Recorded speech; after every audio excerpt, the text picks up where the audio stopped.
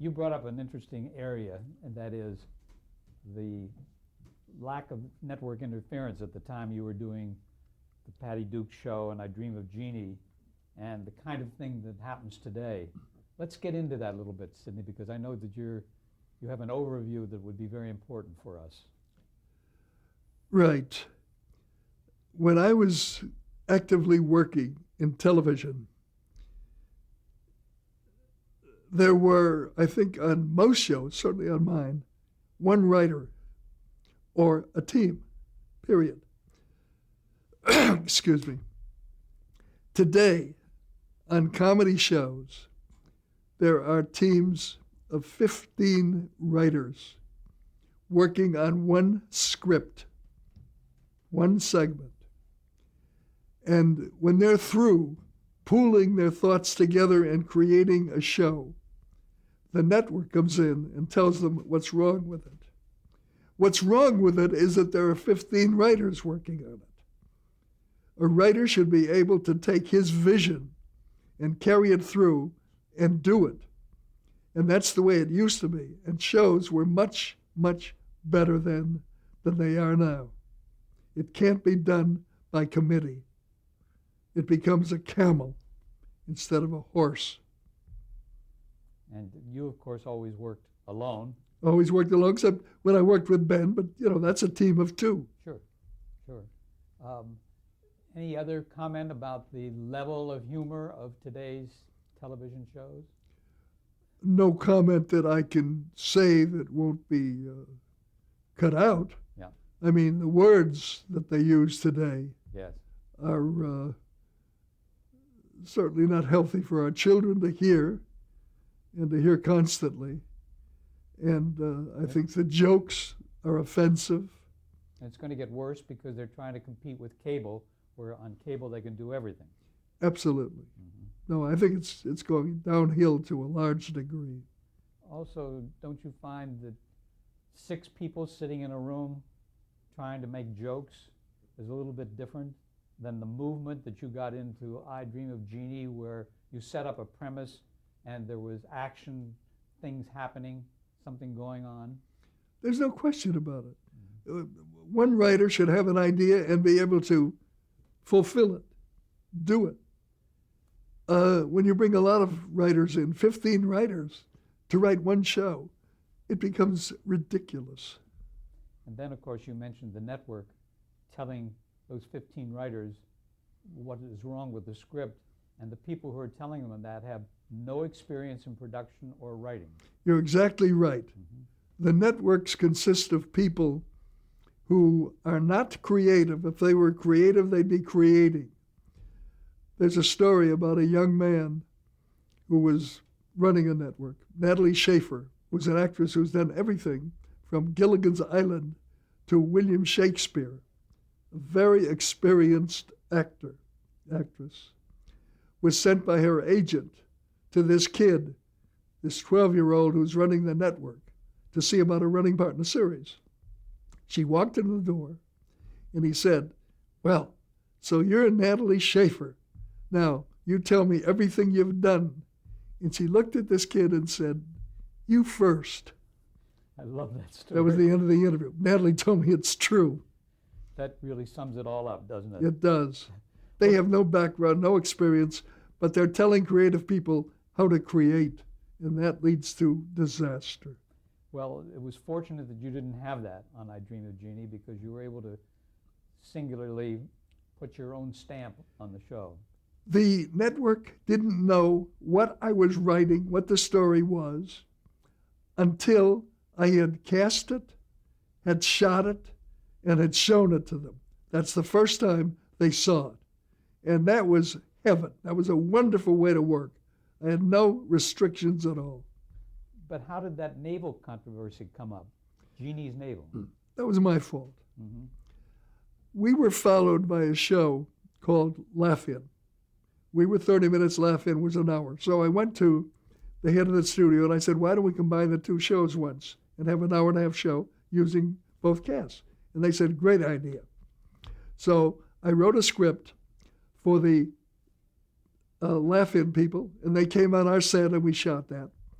And then I saw the script that Laugh-In had prepared for our people. And it started with Barbara Eden coming down a staircase with a spotlight on her navel. And I thought that was bad taste. And I told them so. And I refused to let our people do that part of the show. It wasn't the network, it was I. Had the navel been shown prior to that time?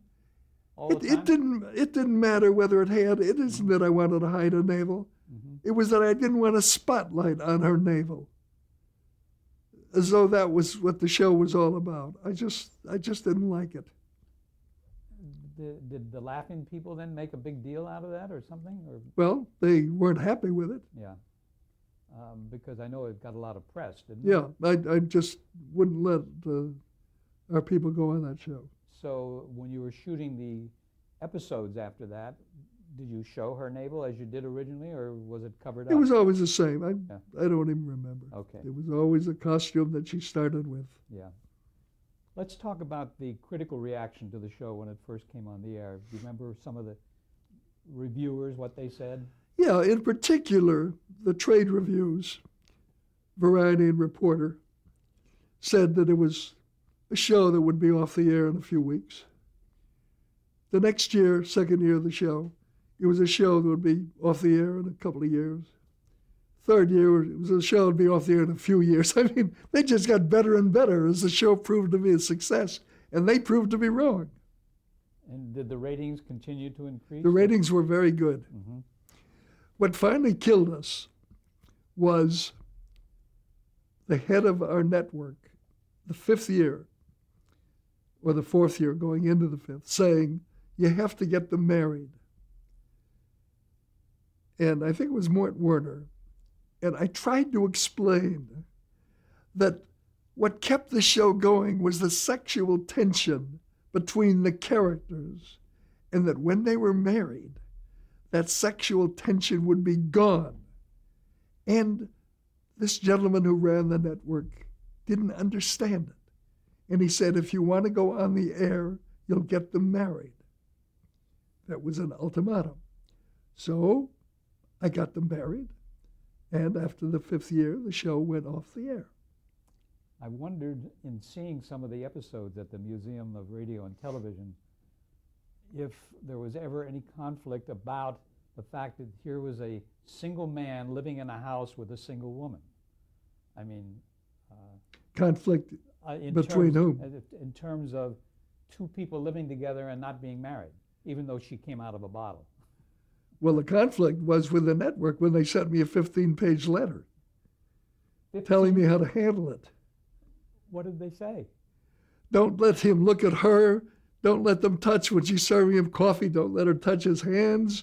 It just nonsense, because they were expecting a kind of sex show, and it never happened. And then the letters stopped. Did you ever have them kiss? No, Never had them kiss. no. Ever have them dance? In the last one, when they're married, they probably kissed. Yeah. Or dance together, or have any bodily contact at all? Very carefully when when Uh-huh. that happened. It was very careful. Uh-huh. What about the merchandising on the show? Did you get into that at all? I didn't get into it. They had a department that handled it. Mhm. And that was that. But there were a lot of products tied into Yeah, the show at that and particular time. they're still around. Yeah. Someone has what he says is the original bottle he wants to sell for $100,000. Oh. The guest stars on the show, you mentioned Sammy Davis Jr., Milton Berle. Groucho Marx was on the show, I understand, at one point? I don't think Roger was on it. It wasn't? Okay. There are some other names here in the research. Don Rickles. Don was on a couple of times, Yeah. and very funny. And Jim Backus, who was a very Jim fun- Backus was on. very funny guy. Bob Denver was on. Yeah. How did you? I mean, it wasn't money that got them to come on the show. No, they wanted to do the show. I Yeah. paid them minimum. Mm-hmm. I mean, they didn't get their star salaries. As I said, Sammy Davis's manager, when he heard what Sammy was getting, said, he's not going to do the show. I said, talk to Sammy. Sammy did the show. Was there any one performance of a celebrity that stands out for you that you remember? Anything that happened? Well, you can decide whether you want to use this or not. We use everything, so, and it's okay, and it's okay for you to say it. I wrote a script that opened with a second genie bursting through a brick fireplace onto the set. That was his entrance. Knock the bricks aside, big entrance. And Bob Denver played that genie. That was the first day of shooting. We shot that. The last day of shooting, the director called me and he said, I have to tell you, Bob Denver just asked me when we're going to shoot that opening. What does that mean? I don't. He didn't remember he had shot it. Oh my God. He apparently was on something. Or, that's why I didn't. Or previously occupied, right? And it was a big thing to break through these bricks. It's really funny. How did you respond to the criticism in some quarters that the show was similar to Bewitched? I mean, there were. I didn't respond to it. We did our show, they did their show. As a matter of fact, I was offered Bewitched. I saw the pilot, and the studio executive asked me if I wanted to produce it. And I loved the show. I said, you've got a big hit, but I'm not going to produce it because I'm going to be busy doing this show. And I was also doing Patty Duke. So Bill Asher took over. There was criticism. That didn't bother me. There's always criticism. Yeah. You just go and do your job as best you can. And not pay any attention to it. Right. Well, you were very friendly with Bill Asher. Had you Sure. thought about developing any shows with him or anything? Did you? No, I was doing shows alone. Just on your own. Was the end of I Dream of Jeannie a surprise to the cast and crew, or did they have some inkling that it might happen? No, I think they knew the last year was going to be the last year, the fifth year. And did you have some heartfelt feelings about it going off the air? I mean, were you disappointed? Well, I'll tell you, at that point, I was writing novels. Right. And my interest, my basic interest in what I was doing had switched to novels. So that's really what I was primarily interested in. That was around 1965, or was it 1970? No, I think 65 when it went off the air. I'm not sure of that date. Did you get involved in the reunion shows that they did of I Dream of Jeannie? Did they at least have the courtesy to We ask did you? if you're talking about a movie, no. No, there was a reunion TV show in the 1980s. No, I didn't get involved in that. And there was one in the But interestingly enough, Columbia, after all these years, is planning a movie of Jeannie. I will be executive producer with Michael Wiener. And I talked to Sid Ganis, who was producing it. I talked to him a couple of days ago. He said they have a new script and they're about ready to go. It's been a few years since they've been ready to go, so I'm not counting on it. But they're planning to do a movie of I Dream of Jeannie, and I will be involved in it. Who are they talking about to play Jeannie? I haven't heard yet. I have a note here that in 1973 there was an animated cartoon of Jeannie. Do you recall that? No. Okay. Are you at all surprised by the continuing popularity of the show? I know it's on. Yes, it's been on, what, 40 years, is it? Syndication and everything? Yeah, it's on now. Someone told me they saw it in Spain the other day. It's on all over the world all the time, and it's wonderful. It's wonderful. People relax, fantasize, have a good time, and when you can make people forget their problems for a half an hour, that's great. That's really the secret, isn't it? Yeah.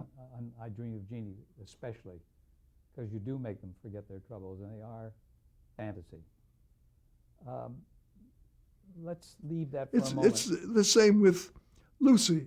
Some people feel that women comedians aren't funny, but Lucy was a very funny lady, and so are a lot of other female comedians. Terrific, and her episodes continue to run everywhere in the world. Everywhere, Yeah. deservedly. in a period of time, we went by the 1950s when there was a strong blacklist existent in all of show business. Do you remember those days, and how were you affected? I remember very painfully, and my involvement was this. I was at MGM. I just signed a new contract. And the blacklist happened. And there was a Writers Guild meeting, and I voted for the new board. The next day, I was called into the office of Marvin Skink, who was an executive at MGM. And he said, I understand you voted for, and he named a writer, I can't remember the name now, I remember a book he wrote called The Journey of Simon McGeever.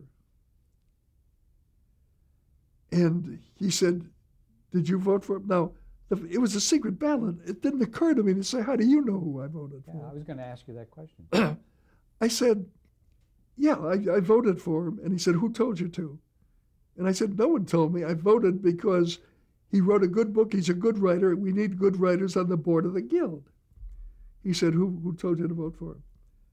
And I really got angry. And he said, did you go around this studio raising money for the children of the Hollywood 10? And I had. And I don't often lose my temper. But I started screaming at Mr. Skink. I said, you're absolutely right. Those kids should starve. If their fathers did anything wrong and their fathers are in jail, let the kids go hungry. And I'm yelling, and he said, calm down. He said, just you think about who told you to vote for this man, and I'll come in tomorrow morning. Well, obviously, I didn't sleep all night, and I went in the morning and said, I want out of my contract. He said, I said I would leave the studio. I was just so humiliated. And he said, no, he said, I talked to New York, and they said, if you'll sign a statement saying that you're not a communist and haven't been a communist, everything's all right. Forget everything else. I said, of course I'll sign. I've never been a communist.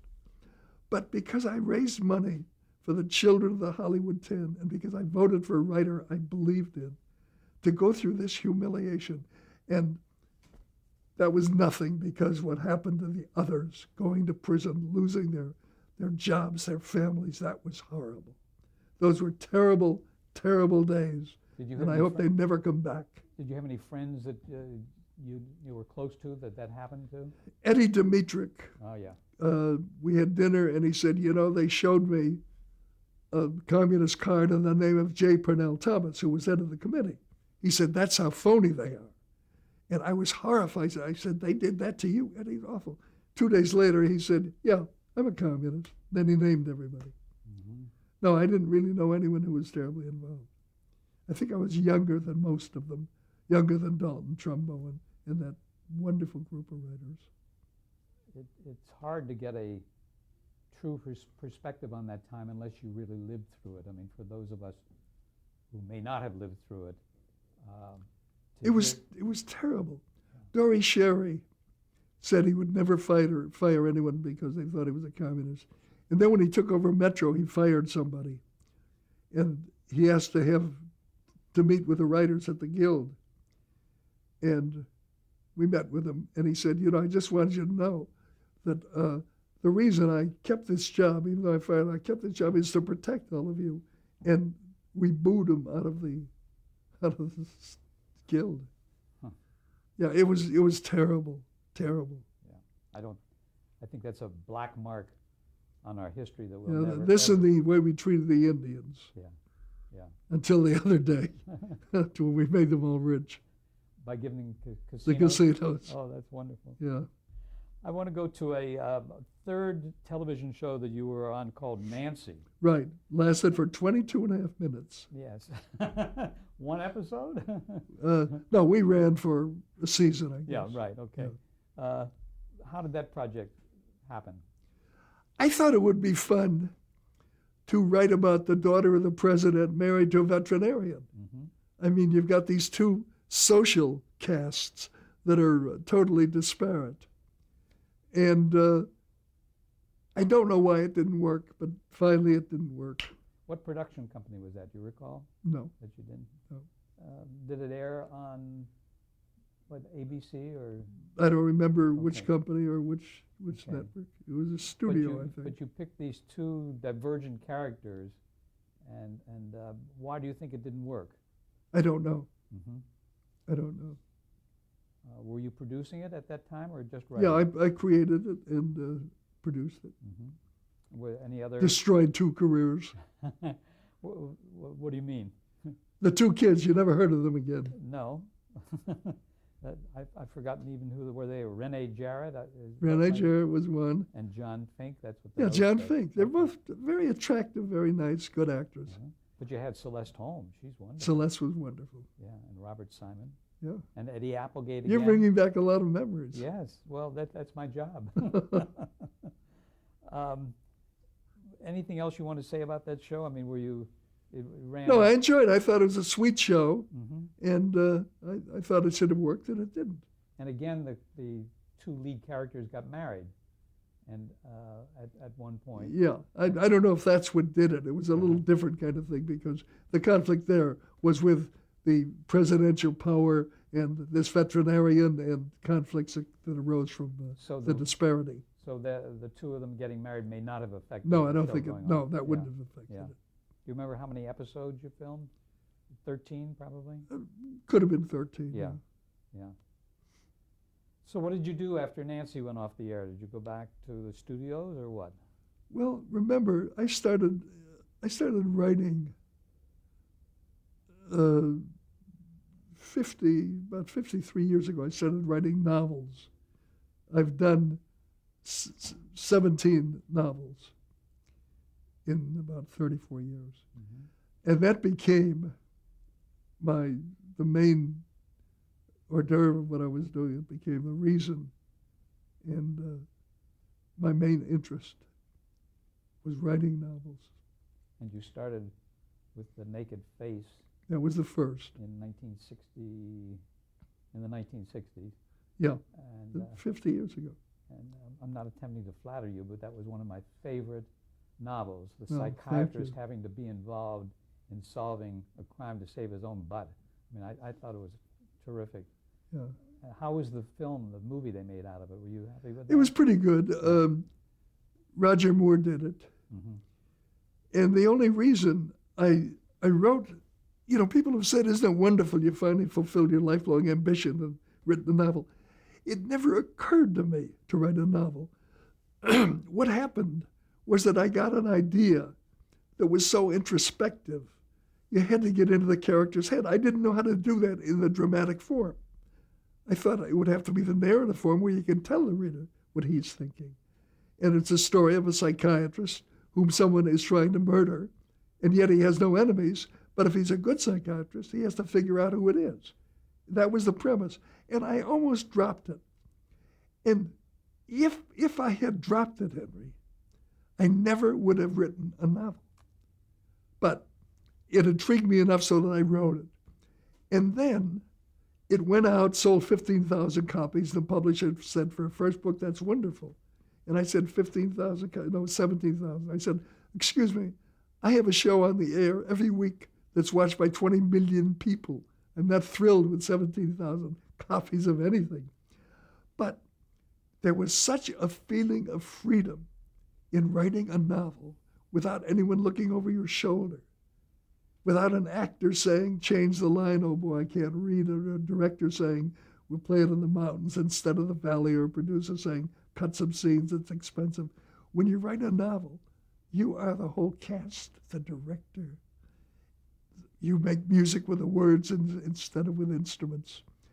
And it was such a heady feeling that I sat down to write another novel with no expectation it would be any more successful financially than The Naked Face. And that was The Other Side of Midnight. And it changed my life.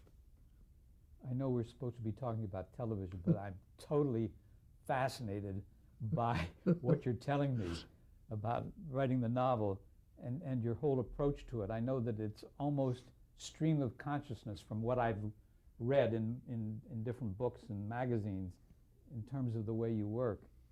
Yes, I don't have a plot, I just talk. It's the purest form of creativity, isn't it? It is. That and painting, I would say. Yeah, yeah. Music. Do you do an outline first? No, I have no plot. I start with a character, and I start dictating. I don't know what the beginning, the end, or the middle is going to be. In a sense, I'm the reader as well as the writer, because I don't know what's coming next. And at the end of the day, I'll look at the typed pages, and I'll be very surprised. Not to get too spiritual, but where do you think all of this comes from? It's a gift. Yeah. It's given. I don't think anyone can take any credit for it. You can take credit for working at it, but it is given to us. And again, whether it's painting or music or writing, it's a gift we should be grateful for. Well, you should be so happy with yourself, satisfied with what you've accomplished in your life. And I'm not getting to the end of the piece. I'm going back to the television interview. But the fact that you have accomplished so much in so many different fields, I mean, it's truly almost unheard of.